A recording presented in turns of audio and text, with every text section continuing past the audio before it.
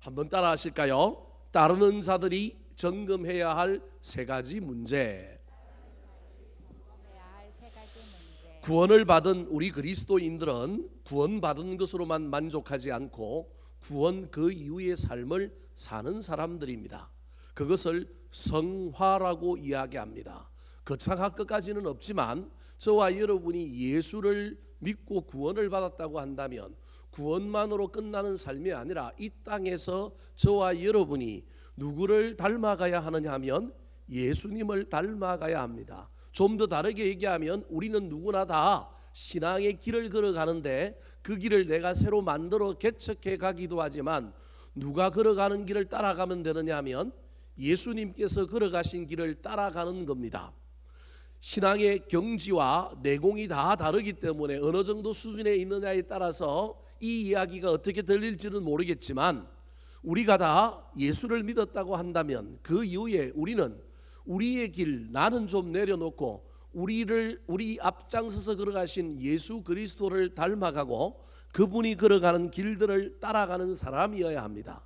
그래서 오늘 본문에 등장하는 이야기 속에 따름이라고 하는 단어, 따르다라고 하는 단어가 계속 반복해서 등장합니다. 예수를 믿었음에도 불구하고 그냥 내 인생의 길을 내가 가는 사람이 있고 그 길 가운데 하나님이, 예수님이 내 곁에 계셔서 나를 도와주는 분 정도로 신앙생활을 이해하시는 분들도 있을 수 있습니다. 그게 꼭 나쁘다고는 할 수 없지만 옳은 신앙의 태도는 아닙니다. 우리가 우리 소견에 오른 대로 우리의 길을 걸어가고 하나님은 내 손에 잡혀진 도깨비 방망이 요술램프 지니로서 내가 필요할 때마다 쓱쓱 문질러면 나타나시고 내가 금 나와라 뚝딱 하면 금을 주시는 분 정도로 이해하면 그 신앙은 조금 저차원적인 신앙이다라고 이해할 수 있습니다. 기분 나쁠 수 있지만 어쩔 수가 없습니다. 신앙의 중심이 누구냐 하면 나고 하나님과 예수님이 나를 돕는 자, 나의 주변에 있는 자 정도로 이해한다고 한다면 그 신앙이 나쁜 신앙은 아닐지라도 올바른 신앙, 온전한 신앙은 아니라고 할 수 있습니다. 우리는 주님이 걸어가신 길을 내 생각, 내 뜻을 내려놓고 걸어가는 사람이어야 합니다.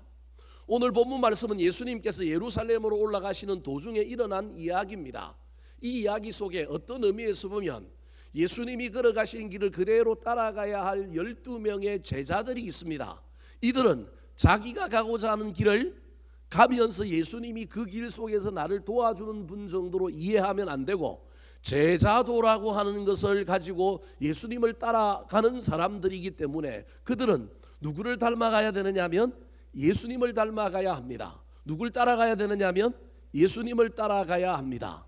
그런데 우리 예수님이 보기에 이게 너무 가관인 거예요. 너무 부족한 거예요. 자기가 걸어간 길을 따라오기에 턱없이 부족하고 문제가 생길 것 같아요. 그런데 오늘 본문에 이 예수님을 온전히 따라가야 되는 사람들 말고 표현이 좀 그렇기는 하지만 그 밑에 있는 사람들이 있는데 또 다른 그룹이 있는데 그들 중에 오늘 본문에 누가 나오느냐 하면 3명의 사람들이 나옵니다. 예수님은 이 3명의 사람들을 통하여 누구를 교훈하고 싶느냐 하면 예수님을 따라 살아야 하고 예수님을 따라가야 할 12명을 교훈하고 싶을 뿐만 아니라 이 12제자 말고 또 다르게 예수님의 따름의 길에 서 있는, 표현이 좀 그렇습니다. 제가 적절한 표현을 만들지 못해갖고 야구로 치면 1군이 12명이라고 한다면 2군, 3군에 해당되는 또 다른 선수들에 해당되는 오늘 본문에 3사람이 예수님 앞에 나왔습니다. 이들은 두 그룹 다 누구를 따르는 자들이냐면 예수님을 따르는 자들입니다. 전적으로 자기 길을 포기하고 예수님이 걸어가신 길을 따라가든 자기 길을 걸어가는데 내가 예수님을 내 인생길에 그냥 좀 이용하든지 간에 우리 모두는 다 길을 걸어가는 사람들이고 그 길을 걸어가는 사람들이 궁극적으로는 우리는 누구를 따르는 사람들이 되어야 하느냐 하면 예수님을 따르는 사람들이 되어야 합니다. 그 따름이 정말로 옳은가, 제대로 따라가고 있는가는 한번 점검을 해봐야 합니다. 주일날 이 설교하면 시험에 많이 들겠지만 금요일 오시는 분들은 그래도 잘 따라가는 사람들이라고 여기기에 저는 이 설교해도 되겠다 싶어서 여러분에게 강력하게 도전하려고 합니다. 적어도 우리가 금요일에 기도하러 나올 정도면 우리는 완벽하지는 않을지라도 우리가 다 신앙의 수준과 경지와 태도가 다 다르기 때문에 조금 천차만별일지라도 그래도 우리는 누구를 닮아가는 사람이냐면 예수를 닮고자 하는 사람. 누구를 따라가는 사람들이냐면 예수를 따라가는 신앙의 길에 서 있는 사람이라고 한다면 내가 제대로 따라가고 있는가 살펴봐야 하지 않겠습니까? 오늘 본문에 나오는 세 명의 사람들을 통하여 우리 예수님이 이들을 통하여 이들이 오해하고 있는 문제, 이들이 가지고 있는 문제가 무엇인지를 우리 주님께서 알려주고 있는데 이 이야기가 혹시 우리에게도 해당되는 문제는 아닌지 이 시간 한번 살펴보는 귀한 시간이 되기를 예수님의 이름으로 축원합니다. 자, 그렇다면 오늘 본문에 나오는 세 명의 사람들이 가진 문제와 그들의 신앙의 오해는 무엇일까요? 우리가 따름의 길에 서서 예수님을 따라간다고 한다면 우리가 점검해야 할 우리의 신앙의 모습은 어떤 모습이어야 할까요? 자, 첫 번째 문제입니다. 따라 하시겠습니다. 동기와 목적의 문제. 자, 예수님의 12제자 말고 또 예수님을 따르는 어떤 한 사람이 첫 번째 등장했습니다. 자, 그 사람이 누구일까요? 57절 말씀 같이 읽어볼까요? 시작.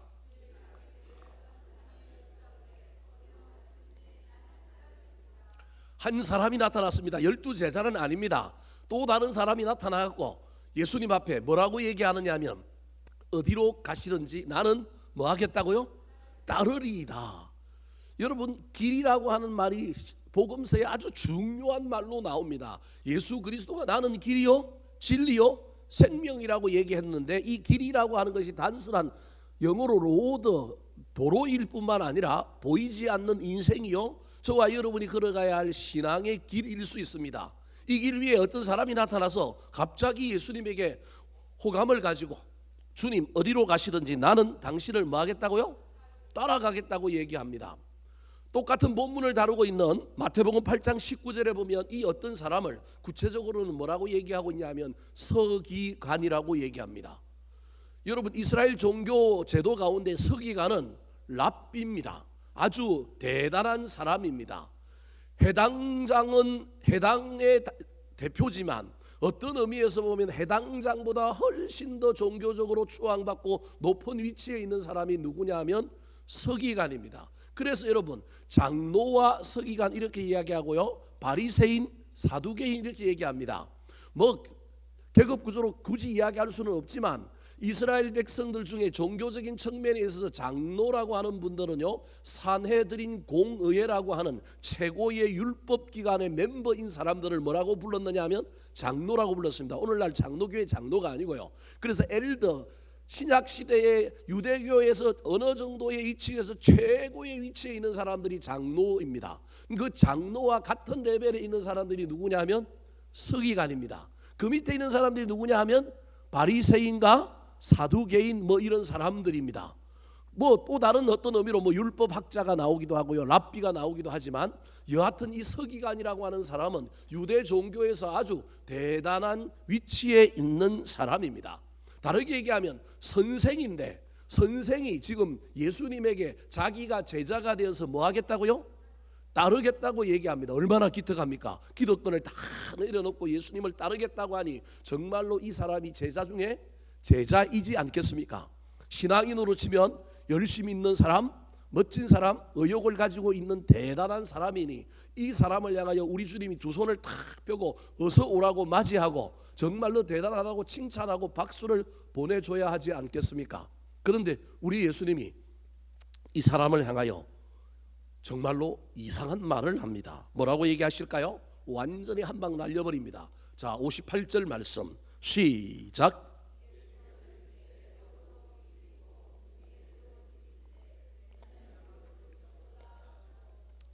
이런 말을 동문서답이라 그러죠. 내가 따르겠습니다 그랬는데 직접적으로 대답하면 따르라든지 아니면 안 된다든지 그래야 되는데 뭐라고 얘기하느냐 하면 된다도 아니고 안 된다도 아니고 뭐라고 얘기하고 있냐 하면 여우도 뭐가 있고요? 굴이 있고 참새도 뭐가 있다고요? 새도 집이 있는데 인자, 즉 여기 인자는 예수님입니다. 인자는 뭐 없다고요? 머리 둘 곳이 없다. 이런데 나를 네가 따르겠느냐라는 말입니다. 다르게 얘기하면 내가 지금 하는 이 말을 듣고 너는 나를 따를 것이다, 안 따를 것이다? 안 따를 것이다 라는 의미가 이 안에 들어있는 겁니다. 지금 예수님께서 이 따르겠다고 하는 사람에게 뭐라고 얘기하고 있냐면 네가 따르겠다고 하는 동기와 목적이 무엇이냐?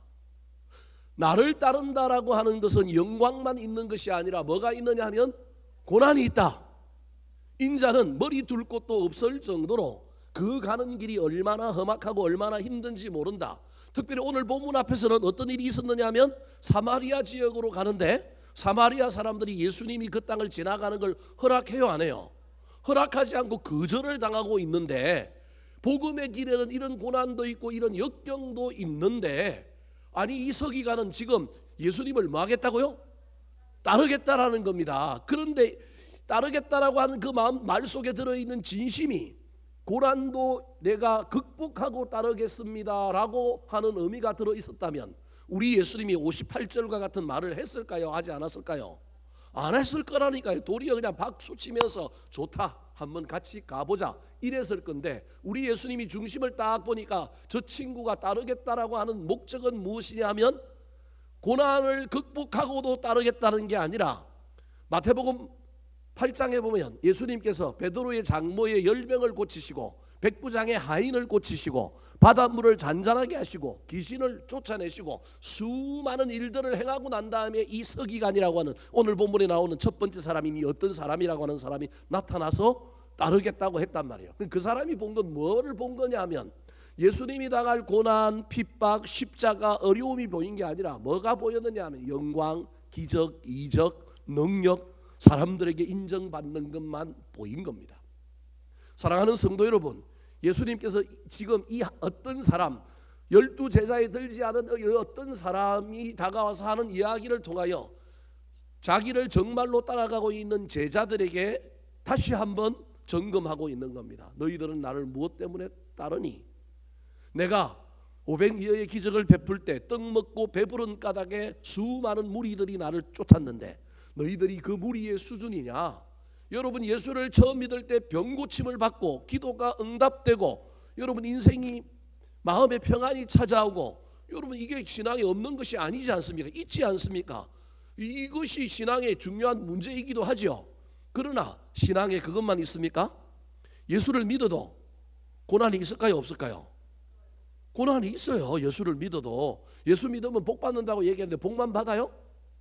그렇지가 않다니까요. 여러분 죄송합니다. 예수 믿어도 고난을 받고요. 예수 믿어도 이해 안 되는 일들이 일어납니다.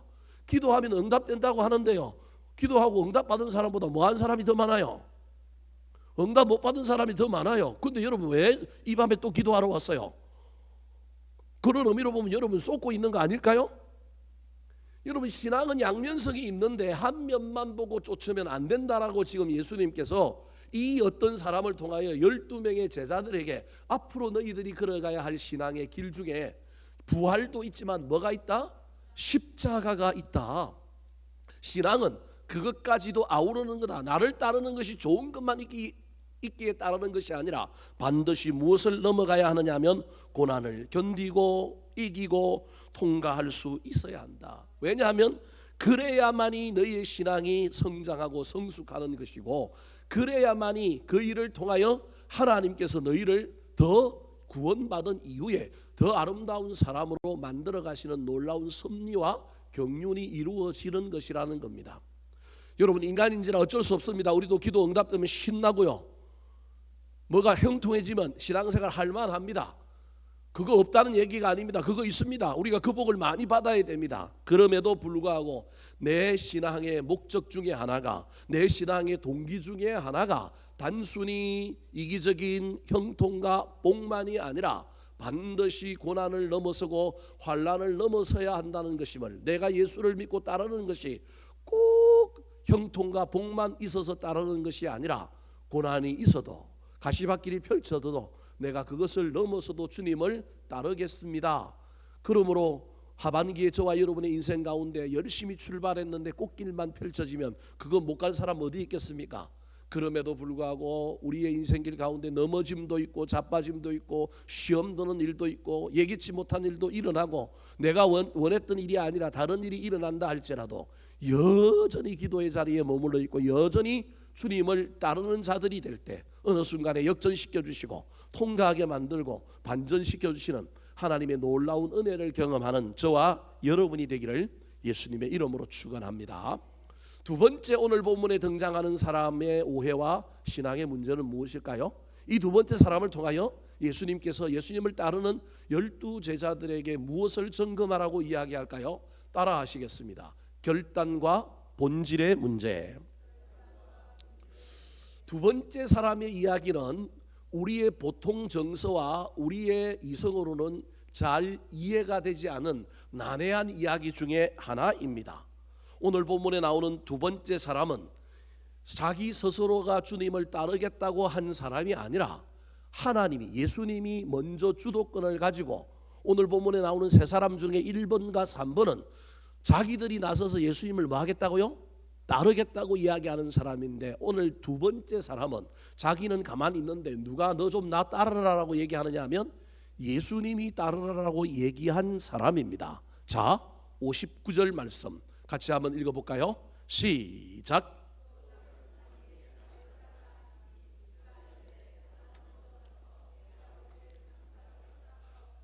두 번째 사람, 또 다른 사람에게 우리 예수님이 나를 따르라라고 이야기했습니다. 이 얘기는 누구한테 하셨던 얘기냐면 베드로와 요한과 야고보와 안드레와 12 제자에게 예수님이 주도권을 가지고 하셨던 이야기입니다.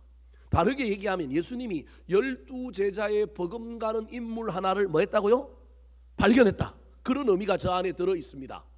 두 명은 죄송합니다만 이게 깜도 안 되는 놈이 갑자기 나타나고 내가 12 제자의 그룹에 들고 싶습니다. 나도 12 제자처럼 따르겠습니다라고 얘기했다고 한다면 이 두 번째 사람은 정말로 대단한 사람일 가능성이 있습니다. 우리 예수님이 보고 너무너무 탐이 나서 이 사람을 향하여 나를 따르라라고 이야기했는데 이 사람의 반응이 우리 예수님의 기대하고는 전혀 다른 반응이었습니다. 뭐라고 얘기해요? 그가 이르되 나로 먼저 가서 내 아버지를 뭐하게 하게 해달라고요? 장사하게 해달라. 그거 허락해 주시면 내가 갔다 와서 주님을 뭐하겠다고요? 따르겠습니다라고 하는 이야기입니다. 여러분 저 이야기 속에 우리 예수님이 뭐라고 대답해야 할까요? 가라고 해야 될까요? 가지 말라고 얘기해야 될까요? 오늘 본문의 이야기는 여러분 가지 말라라고 하는 이야기로 사실은 들리는 표현을 60절에서 합니다. 그런데 여러분 저게 인간적이고 윤리적이고 도덕적으로 특별히 인륜의 관점에서 보면 아버지를 장사하겠다고 하는데 저거 보내줘야 되지 않습니까? 근데 우리 예수님이 부정적으로 대답을 했단 말이에요. 보내주지 않을 것처럼 얘기한 게 60절에 나오는 말이란 말이에요. 그러면 우리 예수님은 정말로 인륜을 부정하는 분이고 우리 예수님은 사리와 상식을 완전히 뭉개버리시는 분이 아닌데 사랑이 많으시고 인자하시고 사람의 중심까지 보시고 더 우리보다 더 많은 걸 보시는 분인데 우리 예수님이 저 사람이 아버지 장사하게 하겠다고 하는 저 사람의 이야기를 왜 우리 주님은 들어주지 않고 부정적으로 얘기했을까요? 자, 먼저 우리 주님께서 대답하신 이 요청에 대하여 대답하신 우리 주님의 음성을 한번 들어볼까요? 자, 60절 말씀입니다. 시작.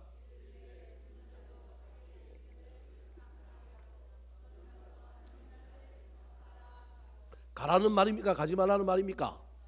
가지 말라는 말입니다. 저 사람이 저 말 듣고 안 갔을까요? 갔을까요? 실망하고 갔을 겁니다. 저런 사람 나 따를 필요가 없다. 어떻게 인륜을 저버리냐? 그랬을 것입니다. 여러분 이 이야기를 어떻게 이해해야 될까요? 우리가 아는 예수님은 절대 상식적으로 저런 분이 아닌데 어떻게 저렇게 매몰차게 이야기했을까요? 도대체 우리 주님이 저렇게 이야기한 이유는 뭘까요? 그리고 저 사람의 본질, 저 사람의 정체는 뭘까요? 여러분 어떻게 보면 지금 예수님은 저 사람을 통하여 의도적으로 누구를 교훈하려고 하느냐 하면 예수님의 제자들을 교훈하려고 하는 겁니다. 더 나아가 이 사람을 향하여 정말로 탐이 난다기보다는 이 사람을 테스트하여 정말로 이 사람이 제자들 바늘에 들 수 있는 사람인지 아니면 그의 본질과 정체성을 드러내어서 빨리 그를 바라보고 있는 다른 사람들의 시선을 교정하려고 하는 의도가 있을지도 모릅니다. 이게 무슨 말일까요? 여러분 오해하지 말고 들으십시오. 제가 누구를 염두에 두고 하는 얘기가 절대 아닙니다. 이 이야기에 혹시 여러분 마음이 상하거나 나보고 하는 소리라고 들리면요, 이게 인간의 소리로 듣지 마시고 하나님의 소리로 들으시기 바랍니다. 여러분 교회 안에 공동체 안에는요, 겉으로 드러난 것, 그의 행위와 그의 태도와 그의 열심과 열정을 보면 정말로 직분자로 세우고 싶고 정말로 교회의 미래를 맡기고 싶을 정도로 뭐한 사람이 있느냐 하면 탐나는 사람이 있습니다. 인간의 눈으로 보면 얼마나 열정적인지 모릅니다. 안 끼는 데가 없어요. 얼마나 그곳에서 열심을 하는지 모릅니다. 그래서 결과론적으로 드러난 건 열심히 있는 사람, 헌신이 있는 사람, 정말로 12제자에 버금갈 정도로 정말로 믿음이 괜찮은 사람으로 인간의 눈에 보이는 사람이 오늘 두 번째 나오는 사람입니다. 그런데 우리 예수님은 뭘 보시는 분이라고요? 중심을 보시는 분입니다. 결과로운 사람의 눈에 드러난 건 열심히 있는 사람입니다. 헌신적인 사람입니다. 이 사람 아주 모든 일에 최선을 다하여 덤벼드는 사람입니다. 이게 겉으로 드러난 이미지와 본질일 수 있습니다. 근데 우리 예수님은요, 이 사람에게 지금 뭘 하고 있느냐 하면 직면을 시키고 있는 거예요. 결단을 시키고 있는 거예요. 즉 하나님께 쓰임받는 사람이라고 한다면 어떤 일에 직면할 수 있는가, 어떤 일에 결단할 수 있는가를 테스트를 해봐야 되는 거예요. 예수님의 12제자는 나를 따르라 그랬더니 뭘 버려두세요? 거물을 버려두고 아버지를 버려두고 배를 버려두고 누굴 쫓았어요? 그럼 이 사람들은 인륜이 어떻게 된 거예요? 이 사람들은 상식이 어떻게 된 거예요? 지금 무슨 얘기를 하고 있냐면 이 사람이 겉으로 드러나는 건 열정도 있고 열심도 있고 정말로 12제자의 바늘에 들어도 될 만큼 정말로 대단한 사람인데, 우리 예수님이 보기에 본질은 이 사람은 참여쟁이, 이 사람은 자기 열심으로 일하는 사람, 이 사람은 그냥 이기적으로 흥미와 자기의 신남으로 일을 하는 사람이지 진짜 결정적인 순간에 무엇을 버리고 결단하고 직면하여 헌신해야 될 때 헌신할 수 있는 사람이 아니라 뭐 하는 사람이냐 하면 핑계대고 도망가는 사람이다라고 하는 걸 보여주려고 우리 주님께서 의도적으로 이야기를 하는 거예요. 다르게 얘기하면 예수님이 지금 십자가에 달리실 텐데 겟세마네 동산 이후에 제자들이 예수님을 따르려면 어디까지 따라가야 돼요? 겟세마네 동산까지 따라가야 되는데 기껏 따라갔던 사람은 베드로가 대제사장의 뜰까지는 따라갔는데 거기서 뭐라고 해요? 다 부인하고 버리고 다 어떻게 했어요? 도망갈 걸 보이는 거예요. 그래서 이 제자들의 미래의 모습을 가진 또 다른 한 사람을 예수님이 의도적으로 정말로 이 사람이 지금 예수님의 공동체에 모임마다 다 따라다니고 정말로 탐나고 눈에 띄는 건 정말로 열심을 갖고 있는 사람인데 이 사람이 진짜 그러한가를 드러내려고 우리 예수님께서 의도적으로 너는 나를 뭐하라고요? 따르라라고 테스트한 겁니다. 그냥 우리 주님이 그냥 탐나가지고 제자 그룹에 들려고 그냥 이야기한 것이 아니라 정말로 이 사람의 본질이 무엇이냐 테스트할 뿐만 아니라 이 이야기를 통하여 제자들이 앞으로 걸어가야 할 삶이 이들의 모습과 똑같다라고 하는 것을 알려주려고 하는 겁니다. 여러분, 예수님께서 지금 뭐라고 얘기했느냐 하면 60절 말씀을 한번 보여주실까요? 이렇게 얘기합니다. 60절 말씀 아까 읽었는데요, 죽은 자들로 자기의 죽은 자를 뭐하게 하려고요? 장사하게 하고 너는 가서 하나님의 나라를 뭐하라고요? 전파하라는 거예요. 그러면 죽은 자들로 죽은 자를 장사하게 하라고 하는 말은 죽은 뒤에 나오는 죽은 자는 아버지예요. 그리고 죽은 자들은 자기 말고 누구냐 하면 형제들이거나 아니면 예수님을 따르지 않은 세상 사람들을 향하여 영적으로 죽은 자라고 지금 얘기하는 거예요. 네가 가서 장사하지 말고 이웃이나 너의 형제들이 너의 아버지 뭐하게 하라? 장사하게 하고 너는 나를 따라와서 너는 가서 하나님 나라를 뭐하라고요? 전파하라는 거예요. 그럼 저 60절의 두 개 단어 죽은 자라고 하는 단어와 하나님 나라라고 하는 것이 이 이야기, 이 어려운 이야기를 해석하는 데 키워드입니다. 지금 예수님이 뭐라고 얘기하고 있냐면 나를 따르라고 하는 이 사람을 향하여 우리 예수님이 지금 이 사람의 입에서 나오는 말씀, 내가 우리 아버지 장사하고 돌아올 테니까 허락해 주십시오라고 하는 이 말을 딱 듣는 순간 우리 예수님은 이 사람이 모임마다 참석하고 드러난 건 열정적이고 열심 있고 헌신 있는 사람이지만 우리 주님은 이 사람을 뭐라고 얘기하는 거예요? 죽은 자라는 거예요. 아주 가격한 표현이에요. 죽은 자들로 자기의 죽은 자, 너의 아버지를 너의 형제들이 장사하게 하라라고 이야기하지만 네가 가서 너의 아버지를 장사하면 너는 무슨 자가 되는 거다고요? 죽은 자가 되는 거라는 거예요. 아직도 인륜의 문제가 해결이 되지 않아서 이 말이 지금 무슨 뜻인지 이해가 안 될 거예요. 여러분, 지금 예수님께서 뭐라고 얘기하고 있냐면 주님이 따르라고 하신 그 탐내어 따르라고 하신 이 사람을 본질을 뭐라고 얘기하고 있냐면 이 사람은 하나님 나라에 적합하지가 않다. 이 사람은 알고 보면 뭐한 사람이다? 죽은 자다. 겉으로는 열심히 있고 겉으로는 헌신하고 겉으로는 따라다니지만 결정적인 순간이 되면 주님이 무엇인가를 요구하는, 즉 나를 따르라라고 하는 이 말처럼 뭔가를 결정해야 되고 뭔가를 직면해야 될 때는 늘 뭐하는 사람이냐면 핑계대는 사람.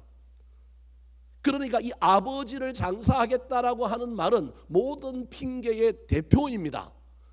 여러분, 이게 꼭 일어날 일이 일어났고 이 일이 필수적이면 우리 주님이 가서 하라고 이야기할 겁니다. 자, 59절을 다시 한번, 앞에 화면을 다시 한번 보여주실까요?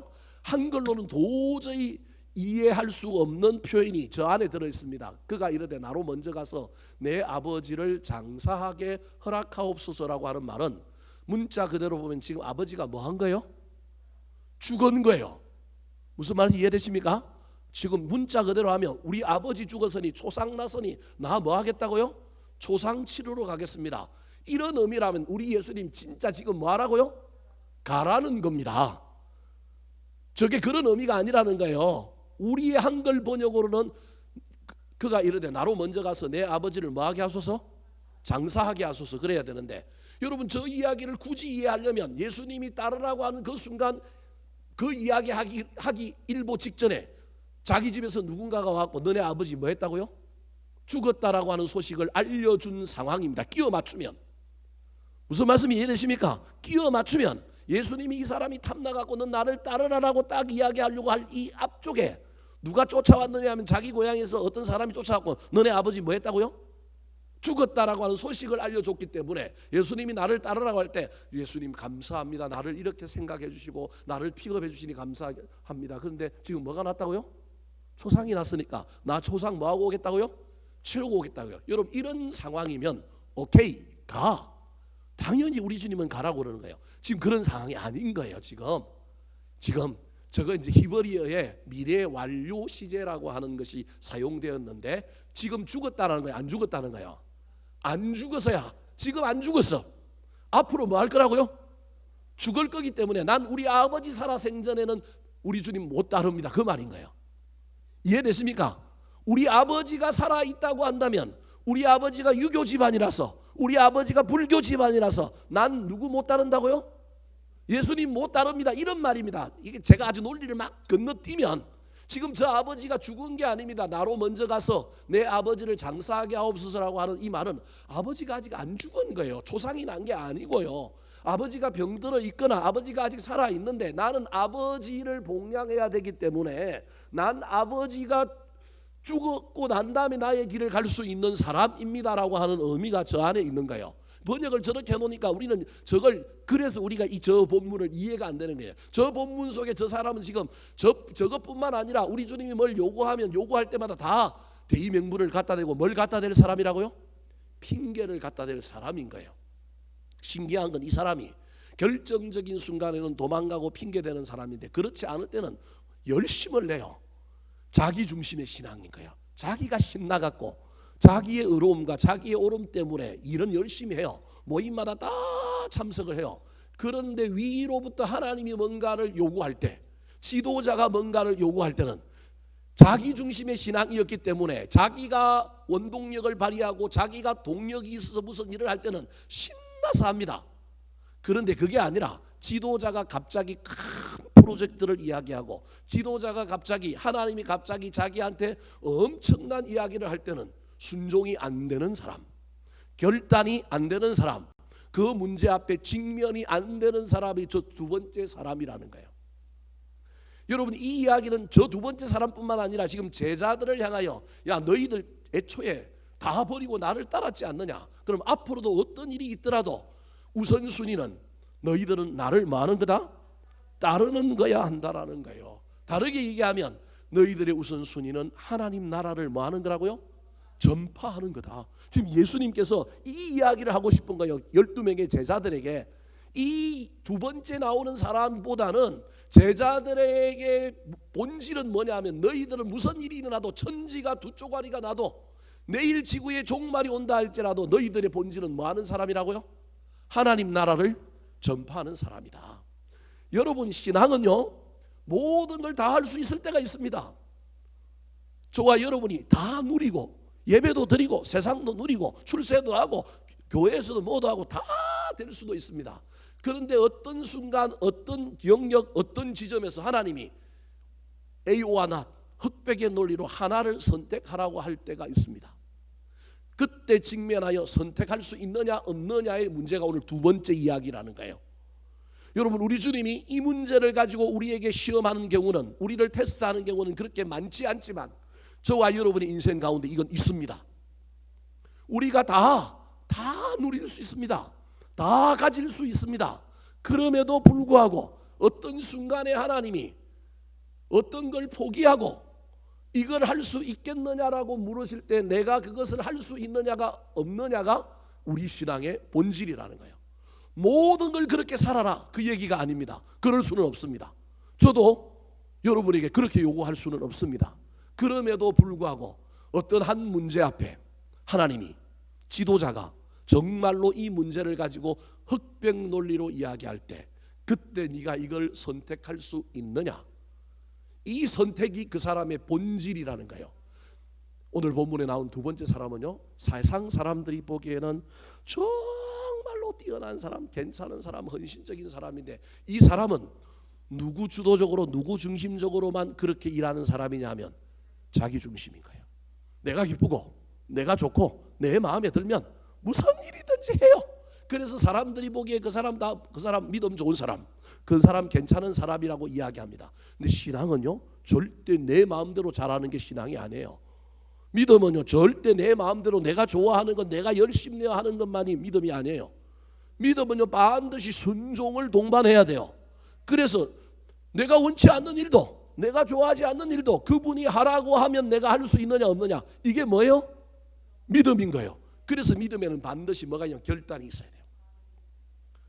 결단이 있어야 돼요. 그래서 지금 우리 예수님께서는 아주 극단적인 결단에 대한 이야기를 하는 거예요. 왜냐하면 이 사람이, 이 두 번째 사람이 자기가 스스로 무덤을 파서요 극단적인 것, 이거 이야기하면 예수님께서 어쩔 수 없이 나를 뭐 할 거다?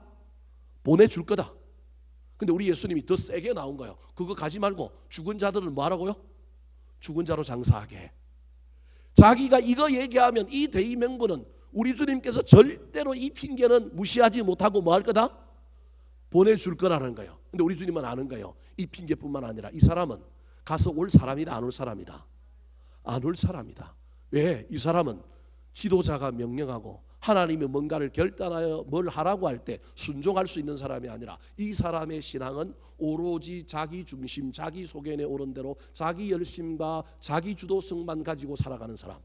신앙이 그게 없을 수는 없지만 그럼에도 불구하고 여러분 기억해야 됩니다. 우리는 억지로 띠를 띄우기도 하고 억지로 뭘 지기도 해요? 십자가를 지기도 하는 게 신앙입니다. 이게 없는 사람이 오늘 두 번째 나오는 사람입니다. 제가 한 번도 결혼 주례할 때 이제 안 한 결혼 주례사가 있는데, 제가 레파토리가 한 결혼 주례 한 5개 정도 있는데 여러분들이 2개 정도만 맛을 보고 3개 하나 세 번째 것도 들은 사람이 있을 겁니다. 근데 4번째 5개가 있는데 5번째 레파토리가 뭐냐면요 이거예요. 여러분 결혼은 신앙 좋은 친구들에게 제가 이제 정말로 신앙 좋은 친구들이 결혼식 하면 제가 그들한테 할 주례사 중에 하나가 이거예요. 결혼은요 남자나 여자나 내가 그동안 수많은 여자를 만나고 수많은 남자를 만났다가 결혼하면 나는 이제 모든 여자를 다 뭐 하는 거예요? 잊어버리고 오직 한 여자만 아는 남자. 다르게 얘기하면 수많은 남자를 만났을지라도 결혼이라는 건 나는 오직 한 남자에게, 한 여자에게 나는 최선을 다하고 나는 그 여자만 바라보고 살겠다라고 하는 의미가 그 안에 들어있다라는 거예요. 여러분 그렇다고 뭐 사회생활을 하지 말라는 얘기가 아니잖아요. 근데 그 의미는 그런 거라는 거예요. 근데 이게 뭐하고 똑같느냐 하면 신앙생활하고 똑같다라는 거예요. 우리가 예수를 믿고 예수 그리스도를 구주라고 섬기기 시작하면, 그분이 주인이면, 우리는 그분과 영적으로 결혼했다고 한다면 이제 그분 외에 다른 가치는 정말로 쳐다보지도 않는 사람이어야 하는데, 여러분 우리의 신앙은 그게 아닙니다. 예수님도 오케이, 돈도 오케이, 다른 것도 오케이, 다 오케이예요. 여러분 그럼에도 불구하고 어느 날 순간 민방위 훈련을 하시던 예비군 훈련을 하시던 갑자기 전쟁이 일어나서 예수님께서 오셔서 너 이 모든 것 중에 하나 선택해라라고 하면 누구를 선택해야 된다고요? 예수님 선택해야 되는 거예요. 그럴 수 있느냐는 거예요. 그럴 수 있을 것 같죠? 그런데 계속해서 이것도 가지고 저것도 가지고 이분도 섬기고 저것도 섬기다가 그 세월이 오래됐는데 어느 날 순간 내 신앙은 나도 모르는 사이에 다 가지고 있는 거예요. 다 섬기는 거예요. 그런데 어느 날 갑자기 주님이 와가지고 하나 선택해. 그러면 이론상으로는, 머리로는 예수님 선택할 것 같지만 그게 쉽다 안 쉽다? 안 쉬운 사람의 대표가 오늘 누구라고요? 오늘 본문에 나온 이 두 번째 사람이다. 사랑하는 성도 여러분, 사실은 제가 오늘 두 번째 사람 갖고 이야기하려고 이렇게 오래 끌었습니다. 여러분, 저와 여러분에게 신앙생활을 한다라고 하는 의미 속에는 내 중심, 내 취향, 내 옳은 대로 살아가는 것이 분명히 있습니다. 사십시오 그렇게. 그런데 어느 날 지도자가, 어느 날 하나님이 나한테 시비를 걸어오시면서, 오늘 보면 예수님이 갑자기 이 사람에게 나타나고 자기는 그냥 자기 열심으로, 자기 취향으로 그냥 예수님의 공동체에 뭐 일을 하면서 사람들에게 인정받고 이런 정도만 하면 돼요 이 사람은. 근데 어느 날 갑자기 예수님이 와서 너는 나를 뭐 하라고요? 따르라 그런 거예요. 근데 따르기가 싫어. 그래서 핑계 댔다니까요. 핑계가 뭐예요? 우리 아버지 살아있는데 우리 아버지 뭐 하고 나면 하겠다고요? 돌아가시면 뭐 치르고 하겠다고요? 장례 치르고 하겠다는 거예요. 한글 번역에 오해가 있어서 이게 지금 장례가 났는데 왜 안 보내주냐, 그거 왜 못 가게 하느냐, 이러니까 이게 이제 문제가 생기는 건데 지금 그 의미가 아니라는 거예요. 장례가 아직 안 났어요. 이 사람이 지금 핑계대는 거예요. 인륜을 핑계대면 적어도 우리 주님이 이거 갖고 나 시비 못 걸고 나는 또 예전으로 돌아가서 난 또 여전히 예수님 따른다고 하는 대의 명분 속에 난 또 여전히 영적인 어떤 그 공동체와 그 질서 속에 살면서 나는 그냥 내가 하고 싶은 대로 하는데 사람들은 다 나보고 뭐 좋다고 이야기해요? 믿음 좋다고 얘기해요. 저 사람 대단하다, 신실하다라고 얘기해요. 근데 우리 누구는 알아요? 하나님은 아는 거예요. 하나님 아는 거. 너 결단해봤니? 너 직면해봤니? 너 순종해봤니? 라고 묻는 거예요. 결단과 순종의 문제를 자꾸 인륜의 문제로 바꾸어가지고 여러분 희석시키면 악한 마귀의 계략에 넘어가는 겁니다. 우리 아버지 장사 지내고 오겠습니다. 막말로 이때 우리 주님이 가. 이 사람 나중에 돌아왔다 안 돌아왔다? 100% 안 돌아왔습니다. 이 사람은 100% 안 돌아. 실제로 장례가 났다 할지라도 이 사람은 100% 돌아오지 않는 사람입니다. 왜냐하면 예수님이 너를 따르라 하기 전에 이 장례가 났으면 이 사람은 벌써 예수님한테 뭐라고 얘기해야 돼요? 장례 났으니 나 뭐 해야 된다고요?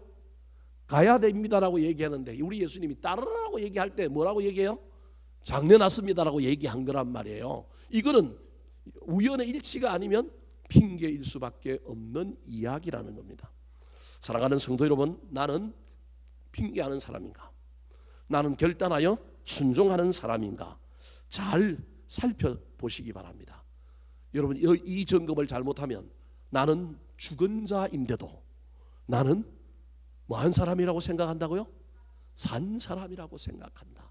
지금 예수님은요, 이 두 번째 사람을 향하여 분명히 얘기합니다. 죽은 자들로 죽은 자를 장사하게 하라. 너는 하나님 나라를 뭐하라? 전파하라. 죽은 자는 장사 지내는 거고요, 산 자는 하나님 나라를 전파하는 거라는 거예요. 네가 산 자라면 내 명령에 결단하여 순종함으로 주의 일을 하면 너는 산 자다.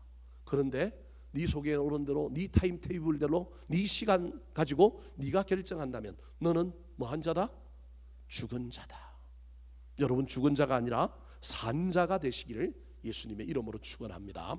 마지막입니다. 오늘 본문의 세 번째 등장하는 사람이 가지고 있는 신앙의 문제와 오해는 무엇일까요?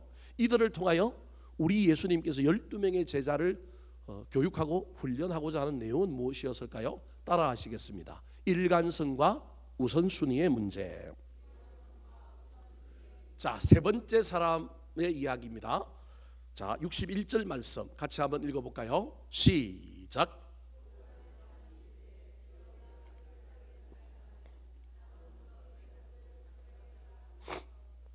자, 여러분 보십시오.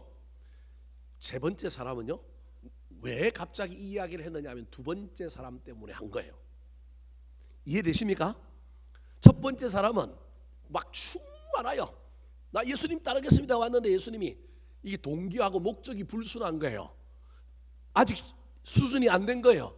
그래서 예수님이 인자는 뭐 할 것이 없다? 머리 둘 곳이 없다 그러는 거예요. 그리고 난 다음에 제자들을 성숙시키기 위하여 정말로 깜도 아니지만 예수님이 겉으로는 탐나는 것처럼 너 나 따르라 그랬는데 이 사람은 뭐 한 사람이에요? 핑계한 사람이에요. 결단하지 못한 사람이에요.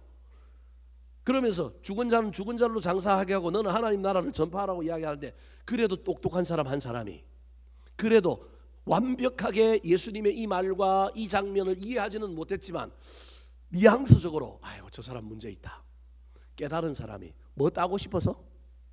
점수 따고 싶어서 예수님에게 나섰던 사람이 세 번째 사람이에요. 이게 또 다른 사람인데 뭐라고 해요? 주여 내가 주를 뭐 하겠다고요? 따르기는 하겠는데 뭐 하고 오겠다고요? 내가 먼저 내 가족과 뭐 하게 하고 오겠다고요? 작별하게 하고 오겠다라는 거예요. 두 번째 사람과 거의 비슷한데요. 이 사람은 자기가 두 번째 사람과 비슷하다는 걸 몰라요. 자기는 두 번째 사람하고 전혀 다르다고 생각해요. 난 주님을 따를 겁니다. 난 저 사람하고 다릅니다. 나는 아버지 핑계대고 못 따르는 사람이 아니고 나는 따를 텐데 나는 뭐 하고 오겠다고요? 내 가족과 작별하고 오겠다는 거예요. 여러분 이거 얼마나 멋진 말이에요. 작별하고 온다는 말은 이제 나는 주님을 뭐 하겠다고요? 완전히 따르기 위하여 내가 모든 가족들 다 정리하고 오겠다라는 거예요. 얼마나 대단한 결단이에요. 엘리야가 엘리사 부를 때 엘리사가 똑같은 이야기를 엘리야한테 해요. 근데 뭐라고 얘기하냐면 엘리야가 그거 할 필요 없다고 지금 당장 소 잡아갖고 어떻게 하라고요? 제사 지내고 나 따르라고요. 자기는 두 번째 사람과 자기가 똑같다라고 하는 걸 모르는 거예요. 모르면서 나는 신변을 다 정리하고 나는 진짜 주님을 따르겠습니다라고 얘기하는 거예요. 여러분 저 사람은 실제로 갔다가 올 겁니다. 정말로 아까 두 번째 사람은 갔다가 안 올 사람입니다. 왜냐하면 아버지가 아직 안 돌아갔으니 아버지 막 돌아가실 때까지 기다리다가 눈 빠지다가 나중에 막 세월도 지나가고 막 기력도 꺾이고 뭐 기상도 떨어지고 뭐 생각도 달라졌을 거예요. 이 사람은요 정말로 자기 스스로는 두 번째 사람하고 자기는 다른 사람. 나는 모든 일신을 다 정리하고 난 뭐 하겠다고요? 주님을 따르겠다라는 거예요. 근데 이 사람이 문제가 있어요. 이 사람이 잘못 생각하는 게 있어요. 이 사람의 문제가 뭘까요? 자, 우리 예수님의 음성을 한번 들어볼까요? 62절 말씀 시작.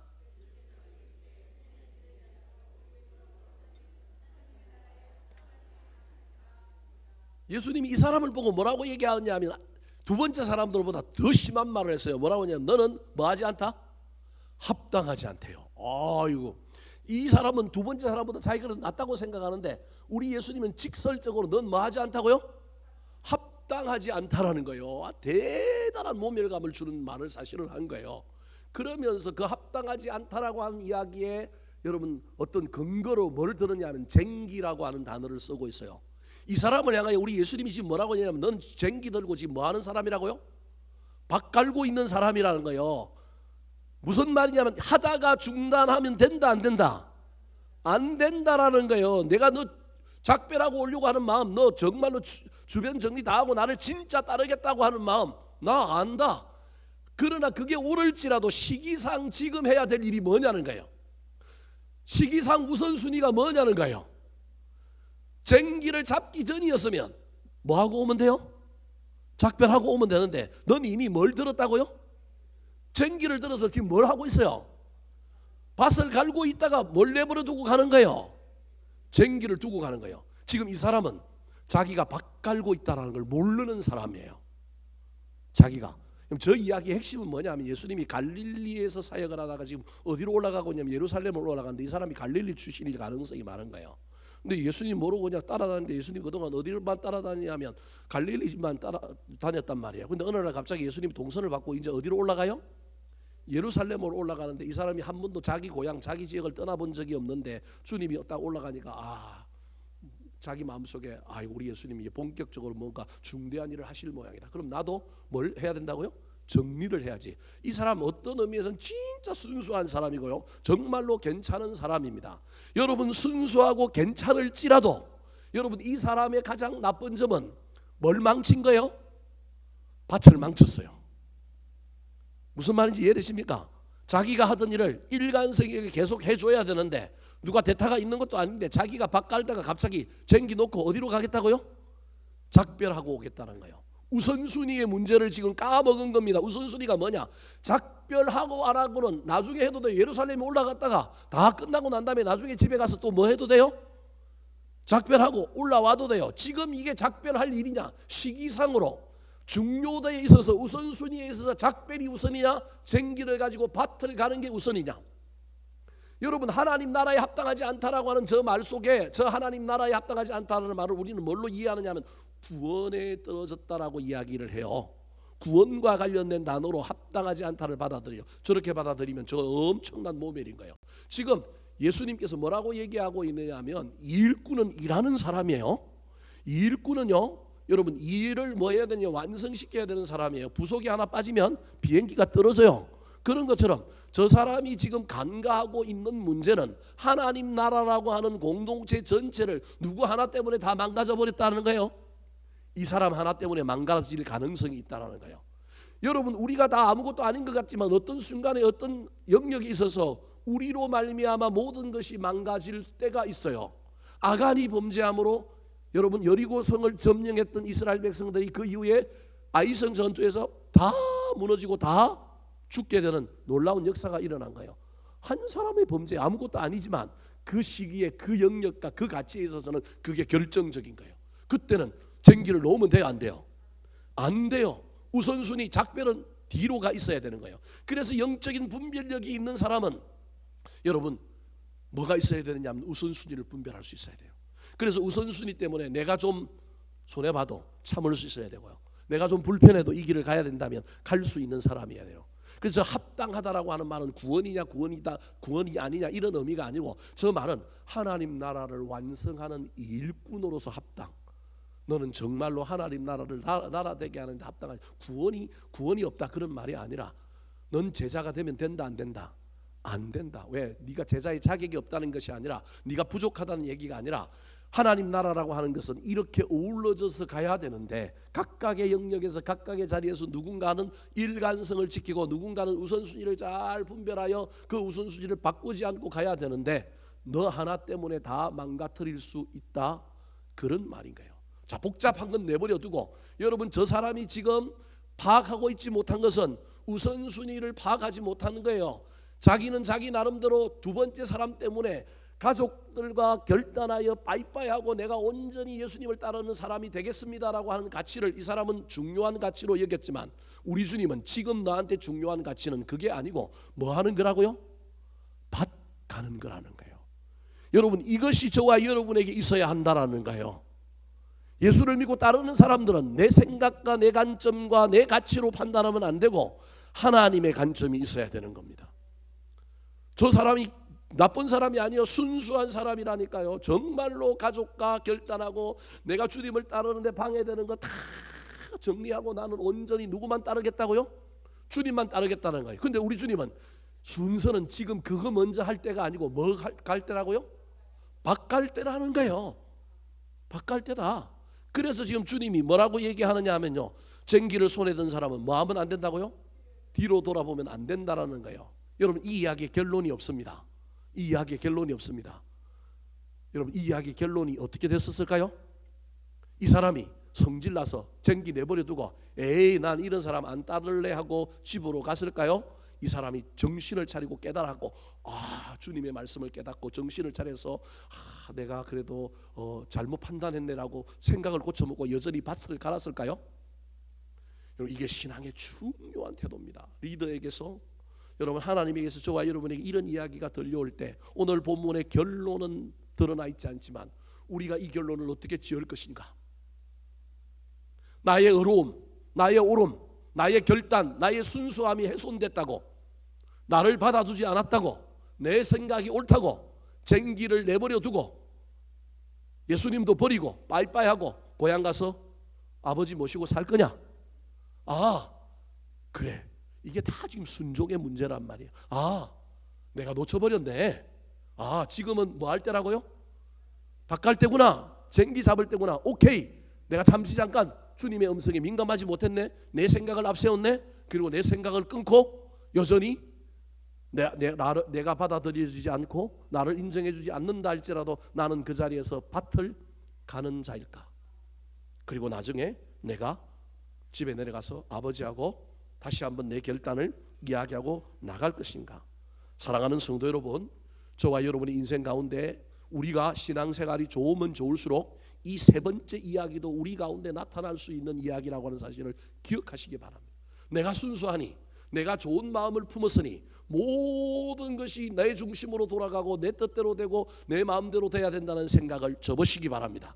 내가 아무리 옳고 내가 아무리 순수하다 할지라도 내가 아니라, 여러분, 시간은 누구에게 맡겨야 된다고요? 주님께 맡겨야 됩니다. 주님의 시간에 내가 맡겨지는 거지, 내 시간에 주님이 딸려오는 것은 아닙니다. 내 방식을 고집할 것이 아니라 우리 주님의 들려오는 말씀에 저와 여러분이 순종할 수 있게 되기를 예수님의 이름으로 축원합니다. 어려운 설교를 들어주셔서 감사합니다. 한번 따라 하실까요? 따르는 자들이 점검해야 할 세 가지 문제. 동기와 목적의 문제, 결단과 본질의 문제, 일관성과 우선순위의 문제.